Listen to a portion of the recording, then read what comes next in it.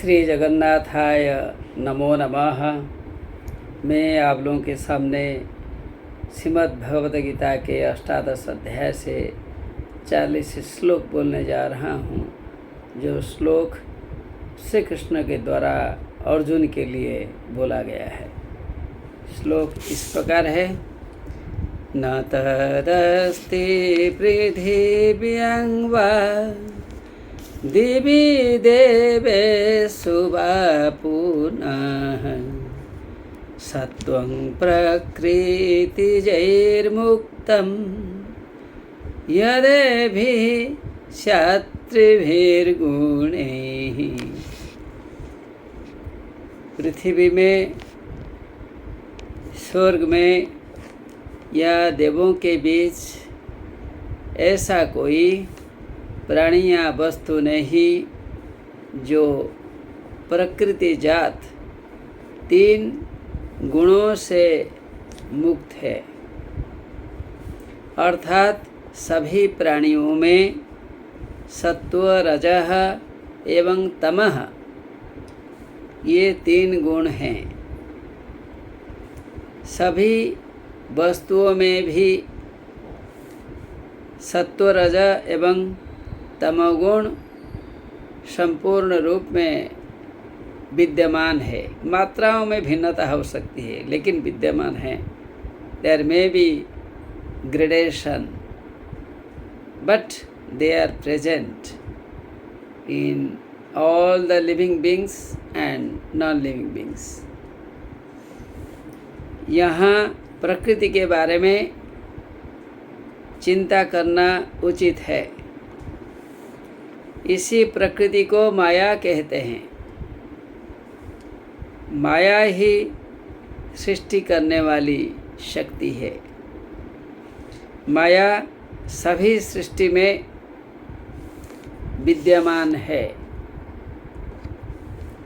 ब्रह्म ही गुणों से मुक्त है या निर्गुण है, अर्थात ब्रह्म में गुण नहीं हैं, वह निर्विकार हैं। गुण उन्हें प्रभावित कर नहीं पाएंगे, वह गुणातीत हैं। ही इज अनटचेबल बाय सत्व, रज एंड तमः। प्रकृति में ये 3 गुण समान अवस्था में रहते हैं। प्रकृति में जब भिन्नता यानी कि तारतम्य या ग्रेडेशन होता है, डिफरेंस होता है, तब सत्व, रज एवं तमः इन गुणों का प्रकाश मैनिफेस्टेशन होता है। इसलिए सत्व, रजः एवं तमोगुण को प्रकृति से जन्म होता है, यह समझा जाता है।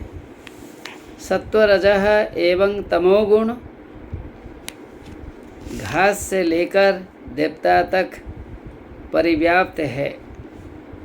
सभी देवगण भी इससे प्रभावित होते हैं। ज्ञानेश्वरी जी का उदाहरण बहुत मार्मिक है। यहाँ विचार के योग्य हैं। क्या रोमों के बिना, अर्थात फर्श के बिना, जब फर्श नहीं होते हैं,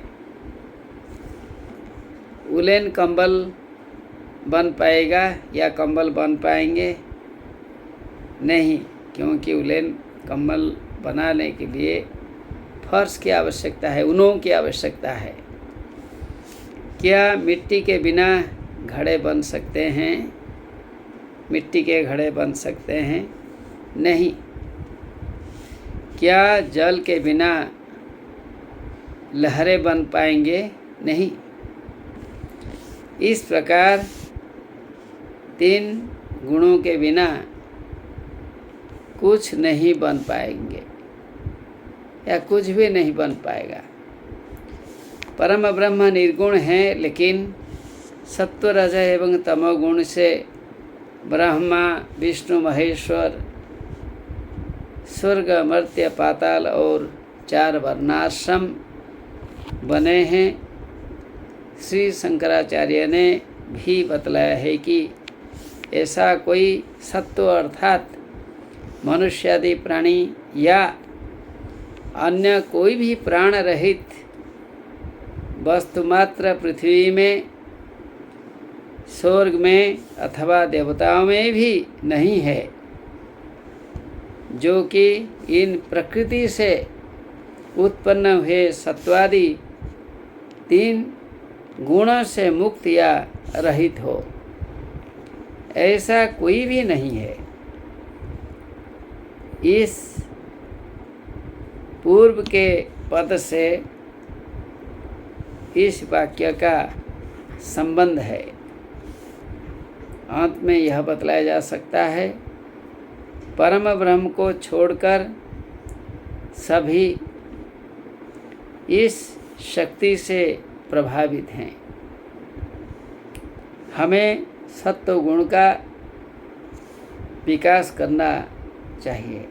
इससे व्यक्ति का एवं समाज का फायदा है। नमो नमः।